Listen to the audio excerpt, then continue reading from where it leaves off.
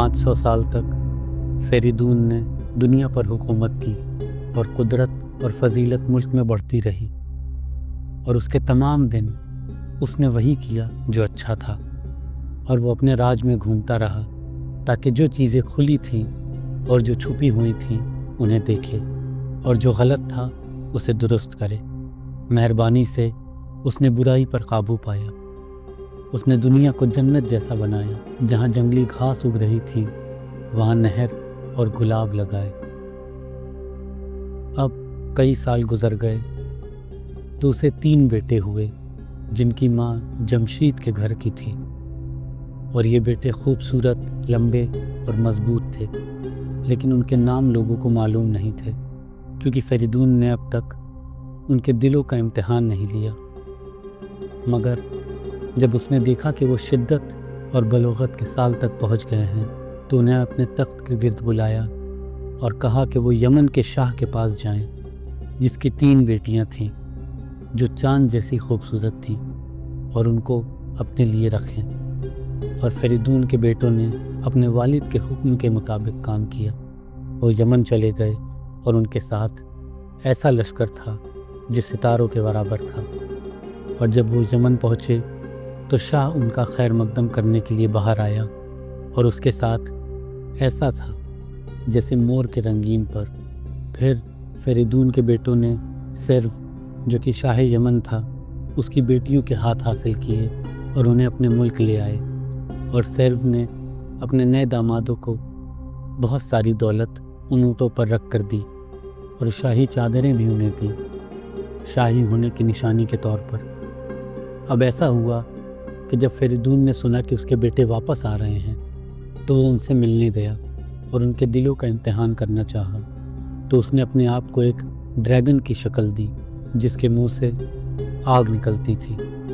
और जब उसके बेटे पहुंचने लगे तो वो अचानक उन पर आया जैसे तूफान, और अपने लटकों से धूल के बादल उठाए, और उसकी दहाड़ हवा में शोर मचा रही थी। फिर उसने अपने आप को बड़े बेटे पर फेंका, और शहजादे ने अपना भाला नीचे रख कर कहा, अक्लमंद और समझदार आदमी ड्रैगन से नहीं लड़ता।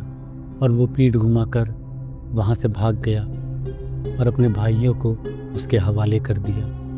फिर ड्रैगन दूसरे पर झपट पड़ा और उसने कहा, अगर मुझे लड़ना ही है तो क्या फ़र्क पड़ता है, अगर ये एक शदीद हाथी हो या शुजा फौजी। तो उसने अपनी तीरंदाजी उठाई और खींचा, मगर सबसे छोटा बेटा उसके सामने आया और ड्रैगन को देखकर कहा, तू सांप, हमारी मौजूदगी से भाग और शेर के रास्ते पर दिखावा मत कर। अगर तूने फेरिदून का नाम सुना है तो ध्यान रख कि तू क्या करता है, क्योंकि हम उसके बेटे हैं, हथियार उठाकर तैयार हैं। छोड़ दे अपना शैतानी रास्ता, वरना मैं तेरे सर पर दुश्मनी का ताज रख दूंगा। फिर शानदार फेरिदून, जब उसने इस तरह उनके दिलों का इम्तिहान किया, उनकी नज़र से गायब हो गया। मगर जल्दी वो वापस आया अपने वालिद के चेहरे के साथ, और उसके साथ कई फौजी और हाथी शामिल थे। और फेरिदून ने अपने हाथ में गाय के सिर वाला गदा उठाया, और कवानी कावे का एप्रन शाही परचम के तौर पर उसके सर के ऊपर लहरा रहा था। अब जब बेटे ने अपने वालिद को देखा तो वह अपनी सवारी से उतरकर उसके पाँव के सामने दौड़कर ज़मीन चूम ली और उसके सर को चूम लिया, और झंकार बजी और ट्रम्पेट्स की आवाज़ हुई और शुक्रिया के शोर सुनाई दिए। फिर फेरिदून ने अपने बेटों को उठाया और उनके माथे चूमकर उनका हक दिया। और जब वो शाही मकान में पहुँचे तो उसने खुदा से दुआ की कि उसकी नस्लों को बरकत दे, और उनको अपने पास बुलाया और उन्हें शानदार तख्तों पर बैठाया। फिर उसने कहा, ऐ मेरे बेटो, सुनो उन अल्फाज को जो मैं बोलूँगा। जो शिद्दत वाला ड्रैगन था, जिसकी सांस खतरा थी, वो सिर्फ तुम्हारा वालिद था, जिसने तुम्हारे दिलों का इम्तिहान लिया और जाने के बाद खुशी से रुख साफ किया। मगर अब मैं तुम्हें ऐसे नाम दूंगा जो इंसानों के लिए ठीक हों। बड़े बेटे को सलीम कहा जाएगा, तुम्हारी ख्वाहिश पूरी हो, क्योंकि तूने अपने आप को ड्रैगन के शिकार से बचाया और भागने के वक्त हिचकिचाया नहीं। और दूसरे को جنہوں نے شروع سے ہی اپنی شجاعت دکھائی، تور کہا جائے گا، جو شجاع ہے، جسے ایک پاگل ہاتھی بھی ڈرا نہیں سکتا، مگر سب سے چھوٹا، جو عقل مند اور شجاع ہے، جو جلد اور دیر دونوں جانتا ہے۔ اس نے بیچ کا راستہ چنا، جیسے عقل مند آدمی کا ہونا چاہیے، اور اس نے اپنی شجاعت، عقل اور بہادری سب ثابت کی۔ اریچ کہا جائے گا کہ طاقت کا دروازہ اس کا ہو۔ پہلے وہ نرم تھا، مگر خطرہ آیا تو شجاعت سامنے آئی۔ جب فریدون نے اپنے الفاظ کھول دیے تو اس نے ستاروں کی کتاب بلائی اور اپنے بیٹوں کے گرہوں کو دیکھا، اور اس نے دیکھا کہ جوپیٹر سلیم کے گھر میں آرچر کے نشان میں، اور سورج تور کے لائن میں تھا، مگر اریچ کے گھر میں چاند اسکارپین میں تھا۔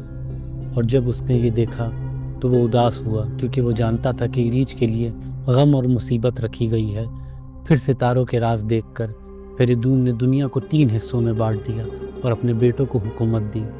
روم اور خاویر، جو سورج کے غروب ہونے کے ملک تھے، سلیم کو دیے، توران اور ترکستان تور کو دیے، اور اسے ترک اور چین کا مالک بنایا، مگر اریچ کو ایران دیا، سلطنت اور شاہی تخت کے ساتھ۔ کئی سال تک فریدون کے بیٹوں نے اپنے سونے کے تختوں پر خوشی اور امن سے حکومت کی، مگر تقدیر کے دل میں برائی چھپی ہوئی تھی، کیونکہ فریدون بہت بوڑھا ہو گیا تھا اور اس کی قوت کمزور پڑ رہی تھی، اور جیسے جیسے اس کی زندگی کمزور ہوئی، اس کے بیٹوں کے برے جذبات تیز ہو گئے۔ سلیم کا دل بدل گیا اور اس کی خواہشیں برائی کی طرف مڑ گئیں۔ اس کی روح لالچ میں ڈوبی ہوئی تھی، اور اس نے سوچا کہ زمینوں کی تقسیم صحیح نہیں تھی، کیونکہ سب سے چھوٹا بیٹا اریج تخت پر بیٹھا تھا۔ پھر اس نے ایک پیغام رکھنے کے لیے تیز ڈرومیڈری پر سوار کیا اور تور کے پاس بھیجا۔ او ٹیورن کے شاہ، تیرا بھائی تجھے سلام کہتا ہے اور دعا ہے کہ تیرا دن ملک میں لمبا اور عمر والا ہو۔ بتا مجھے، کیونکہ تیرے پاس قوت اور عقل ہے، کیا ہم ہمیشہ اسی طرح خوش رہیں؟ کیونکہ اصل میں ایران کا تخت ہمارا ہے، مگر اب ہمارا بھائی اوپر بیٹھا ہے۔ کیا ہمیں اپنے نصیب کے خلاف نہیں لڑنا چاہیے؟ جب تور نے یہ الفاظ سنے تو اس کا دماغ غصے سے بھر گیا، اور اس نے پیغام بھیجنے والے کو جواب دیا، بولو اپنے مالک کو، او بھائی شجاع، جب ہم جوان اور بے گناہ تھے تو والد نے ہمیں دھوکہ دیا اور اپنے ہاتھوں سے ایک ایسی شکل اگائی جس سے صرف خون کا پھل نکلے گا۔ تو چلو مل کر مشورہ کریں کہ کیسے ہم اپنے برے نصیب سے نجات پائیں۔ جب سلیم نے یہ سنا تو وہ روم سے چل پڑا، اور تور بھی چین سے نکل گیا، اور دونوں مل کر مشورہ کرنے لگے کہ کیسے اریچ کو کمزور کریں۔ پھر انہوں نے فریدون کے پاس پیغام بھیجا اور کہا، اے شاہ بوڑھا اور عظیم، کیا تم نہیں ڈرتے کہ اپنے خدا کے پاس جاؤ گے؟ تم نے برائی کی اور زمین کی تقسیم ناانصافی سے کی۔ ہم تم سے گزارش کرتے ہیں کہ اریچ کو ایران کے تخت سے اتار دو اور کہیں چھپا دو، تاکہ وہ کمزور ہو جائے جیسے ہم۔ اگر نہیں تو ہم ترکستان اور خاویر کے لشکر لے کر آئیں گے اور اریج اور ایران کو تباہ کر دیں گے۔ جب فریدون نے یہ سخت الفاظ سنے تو وہ غصے سے بھڑک اٹھا اور فوراً جواب دیا، یہ اندھا اور گندا دل والی باتیں ہیں، انہیں بولو کہ فریدون خوشی سے جانتا ہے کہ تم نے اپنے دل کھول دیے، اور وہ تمہیں کہتا ہے کہ اس نے اپنا راج انصاف سے تقسیم کیا، بہت مشورے کیے اور ہر ایک کو جو بہتر لگا اسے دیا۔ اور میں تمہیں ایک بات کہتا ہوں جو دل میں رکھو، جیسا بوؤ گے ویسا کاٹو گے۔ جو اپنے بھائی کے لیے لالچ میں دھوکہ کرے وہ پاک نسل کا نہیں ہو سکتا۔ دعا کرو کہ تمہارے دل برائی سے دور ہوں۔ پیغام سن کر اریج اپنے والد کے سامنے آیا اور اپنے بھائیوں کے برے ارادوں سے واقف ہو کر کہا، والد نہیں، میں اکیلا جا کر اپنے بھائیوں سے بات کروں گا تاکہ ان کے غصے کو خاموش کر سکوں، اور انہیں یاد دلاؤں گا کہ جمشید کا کیا انجام ہوا، کیونکہ اس نے صرف دنیا کے شوق میں اپنی خوشی کھو دی۔ فریدون نے کہا، جا بیٹا، اگر تمہاری خواہش ہے، تمہارے بھائی جنگ کے لیے تیار ہیں، لیکن تم امن کے راستے پر ہو۔ اپنے ساتھ اچھے فوجی لے جاؤ اور میرے پاس جلدی واپس آنا، کیونکہ میری زندگی تمہاری خوشی میں ہے۔ اور اس نے مینوچہر کے لیے ایک خط بھی دیا جس میں اس کا شاہی مہر تھا اور لکھا کہ وہ بس اپنے بیٹوں کو اکٹھا چاہتا ہے۔ جب ایریج اپنے بھائیوں کے کیمپ کے پاس پہنچا تو فوجی اس کی شان اور خوبصورتی دیکھ کر حیران ہو گئے اور ایک دوسرے سے بولے یہ اکیلا ہی تخت کا حقدار ہے۔ مگر سلیم اور تور نے یہ سن کر اور غصہ کیا اور اپنے خیمے میں چلے گئے اور پوری رات مشورہ ہوا کہ ایریج کو کیسے نقصان پہنچایا جائے۔ اگلے دن بھائی ایریج کے ٹینٹ میں گئے اور ترنت اس پر الزام لگایا۔ تور بولا کیوں تو نے اپنے آپ کو ہم سے اوپر اٹھایا؟ کیا یہ صحیح ہے کہ ہم تیرے سامنے جھکیں؟ ایریج نے جواب دیا اے شاہی شہرا، اگر تم خوشی چاہتے ہو تو امن کا راستہ اپناؤ۔ میں نہ تخت چاہتا ہوں نہ ایران کے فوجی، ایسا تخت جو جھگڑے میں ختم ہو۔ وہ عزت صرف آنسوؤں تک لے جاتی ہے۔ اگر تم چاہو تو میں تخت سے اتر جاؤں گا تاکہ امن ہو، کیونکہ میں دنیا کی شان کے پیچھے نہیں بھاگتا اگر تم دکھی ہو۔ تور نے یہ سن کر غصہ اور بڑھایا اور اپنے جوتے سے زہریلا خنجر نکال کر ایریج کے سینے میں گھسا دیا۔ کنگلی سیڈر ایریج پھر زمین پر گر گیا۔ تور نے اس کا سر کاٹ کر مسک اور امبرگریس سے بھرا اور فریدون کے پاس بھیج دیا، کہہ کر یہ ہے تمہارے پیارے کا سر، اب اسے تخت دو۔ اور پھر سلیم اور تور نے اپنے خیمے سمیٹ کر روم اور چین کی طرف سفر شروع کر دیا۔ فریدون نے ایریج کی راہ پر نظر رکھی اور جب واپس آنے کا وقت آیا تو ایک بڑے دھول کے بادل کو دیکھا اور اس بادل سے ایک ڈرومیڈری آیا جس میں ایک اداس فوجی تھا جو سونے کا صندوق لے کر آیا جس میں ایریج کا سر لپیٹا تھا۔ فریدون یہ دیکھ کر گر گیا اور رونا شروع کر دیا۔ سارے فوجی اداس ہو گئے، جھنڈے پھٹ گئے، ڈرمز ٹوٹ گئے اور ہاتھی اور جھنکار سونے سے ڈھک گئے کیونکہ ایریج دنیا سے چلا گیا تھا۔ فریدون نے اپنے بیٹے کا سر اپنے سینے سے لگایا، زمین پر مٹی ڈالا، اپنے بالوں کو توڑا، آنسو بہایا اور کہا اے خدا اس بے گناہ کے اوپر نظر ڈال، ان کے دل کو جلن دے جنہوں نے اسے مارا، مجھے زندگی دے کہ میں ایک ہیرو دیکھ سکوں جو ایریج کی نسل سے آئے گا اور پھر میں سکون سے چل دوں گا۔ کئی سال بعد فریدون نے ایریج کی بیٹی کے بارے میں سوچا اور جب اس نے سنا کہ وہ خوبصورت ہے تو اس کے لیے ایک شوہر ڈھونڈا اور اس نے پیسٹنگ سے شادی کرائی جو جمشید کی نسل کا ہیرو تھا، اور ان سے ایک بیٹا ہوا جو خوبصورت اور مضبوط تھا اور تخت کے لائق تھا۔ جب وہ بھی چھوٹا تھا اسے فریدون کے پاس لایا گیا اور کہا گیا اے زمین کے شاہ اس ایریج کو دیکھو۔ فریدون نے مسکراتے ہوئے بچے کو اپنے ہاتھوں میں اٹھایا اور خدا سے دعا کی کہ وہ اسے بچے کو دیکھنے کی اجازت دے، اور اس کی نظر بچے پر رکی۔ فریدون نے شکریہ ادا کیا اور بچے کا نام مینوچہر رکھا۔ پاک نسل کی ایک شاخ پھل لائی ہے۔ بچے کی فریدون کے گھر میں پرورش کی گئی اور کوئی برائی اس کے قریب نہیں آئی، اور جیسے جیسے وہ بڑا ہوا فریدون نے مینوچہر کو سونے کا تخت، گدا، شاہی تاج اور اپنی دولت کی چابی دی۔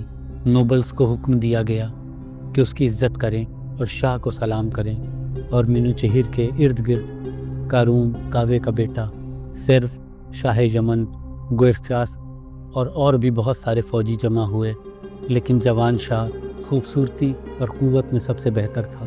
روم اور چین کے شاہ مینوچہر کی شہرت سن کر پریشان ہو گئے۔